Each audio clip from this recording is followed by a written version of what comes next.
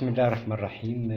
كنت على وشك غلق هذا المضخة، وعلى أساس ما شرحت في الفيديو السابق كنت سأقوم بوضع بعض الأرميتيك هنا وأنتهي من الأمر وأجرب، ولكن لفت انتباهي داخل العكس، يعني في محور الدوران في الجانب العلوي.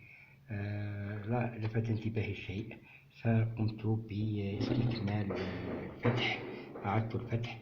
إذا نزعت هذه الصامولة أولا، ثم هذه أظن أنها تسمى الفراشة على ما أعتقد، ونزعت هذا الجزء هنا. ثم قمت بسحب هذا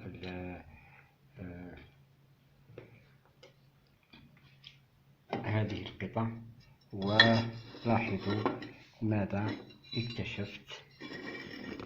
لاحظوا في آخر لحظة أعدت الفتح، لاحظوا إنها قطعة من بلاستيكية تمنع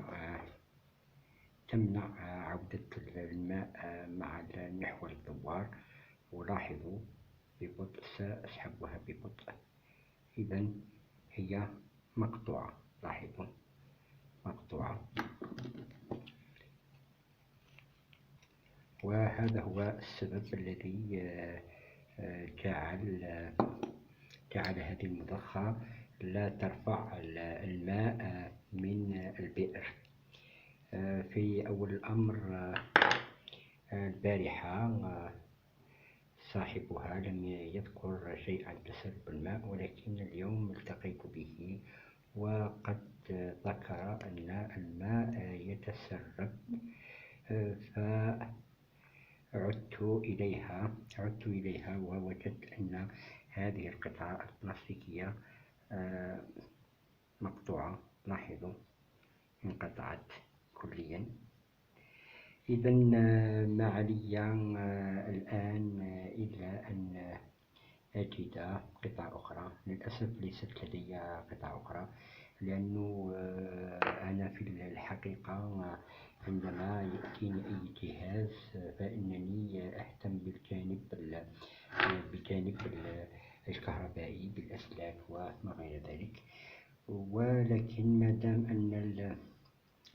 أنه باستطاعتنا الفتح، فلم لا نفتح ولنساعد.